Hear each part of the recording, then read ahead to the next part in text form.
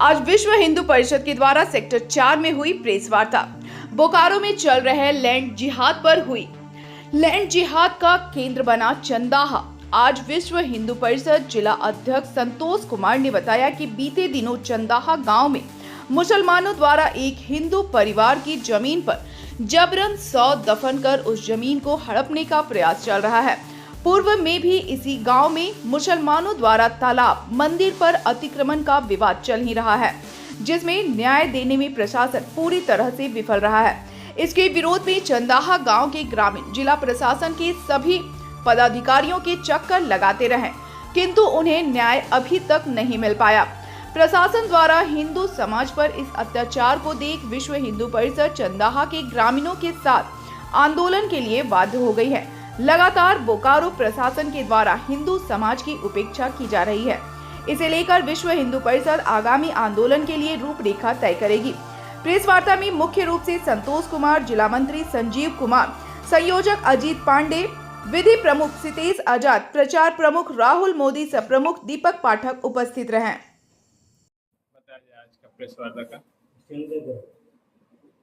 आज का जो विषय है वो चंदाहा पंचायत में जो कि मुसलमानों के द्वारा एक हिंदू परिवार की जमीन पे जो खरीदी प्राप्त है, उस जमीन पे विशेष समुदाय के द्वारा एक 100 को दफनाया गया। ये जानबूझ के रचा गया एक षड्यंत्र है। इस षड्यंत्र में हिंदू परिवार पूरी तरह से प्रताड़ित हो रहा है, विशेष समुदाय के द्वारा प्रताड़ित किया जा रहा है। आपको क्या लगता है कौन से लोग हैं इसमें जिनका हाथ हो सकता है?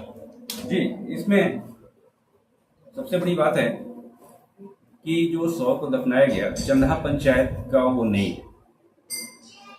ये बूढ़ी बनोर एक गांव है, वहाँ के बगल का एक गांव पड़ता है। वहाँ पे कब्रिस्तान पहले से है, वहाँ पे न दफनाकर इस डेड बॉडी को चंदाहा पंचायत के उस हिंदू परिवार की जमीन पे क्यों दफनाया गया, ये सोचने का विषय है। और जिला प्रशासन से मैं यही आग्रह करूंगा कि इस विषय को बड़ा सीरियसली ध्यान देते हुए सोचना चाहिए। जो मृत शरीर है वो किसका है, महिला या पुरुष? ये पुरुष का शरीर है। और किसका है ये क्या लगता है?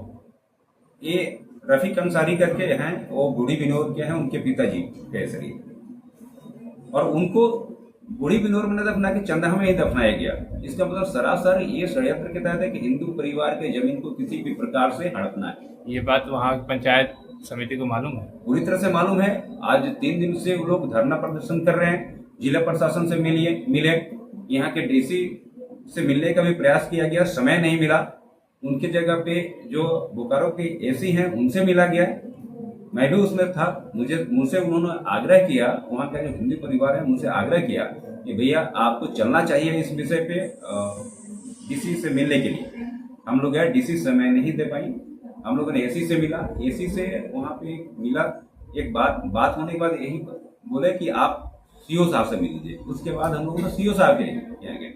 सीओ साहब बोले कि ये विवादित भूमि है। अगर विवादित भूमि है तो मुसलमान पक्ष को भी उस जगह पे नहीं जाना चाहिए था और हिंदू पक्ष को भी नहीं जाना चाहिए था। अगर विशेष समुदाय के लोग उस जमीन पे जाते हैं तो ये सरासर है कि आप तो दबंगई कर रहे हैं, मतलब उस हिंदू परिवार की जमीन को हड़पने का काम कर रहे हैं।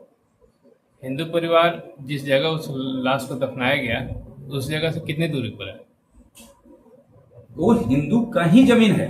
अच्छा, जिस जमीन पर दफनाया गया वो पूरी तरह से उसका एक मुसलमान परिवार से खरीदा हुआ जमीन है।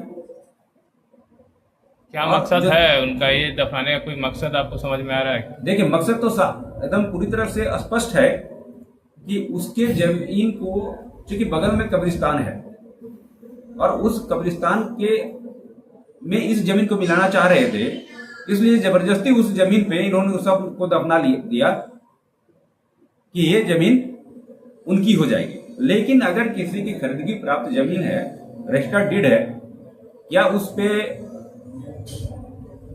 डेड बॉडी को दफनाना उचित है, न्याय संगत है?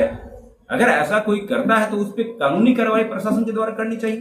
प्रशासन से और वहाँ के मुखिया जी से कुछ सांत्वना या फिर ऐसा कुछ समझौता हुआ जो कि मतलब संतोषजनक हो? नहीं, अभी अभी कोई संतोषजनक नहीं मिला है। आज एसडीओ साहब के यहाँ डेट था इसी विषय को लेकर। वकील के स्टेटमेंट के माध्यम से मुझे पता चला कि अगला तारीख 19 तारीख को मिला है, जिसपे आगे की कार्रवाई सुनवाई की जाएगी।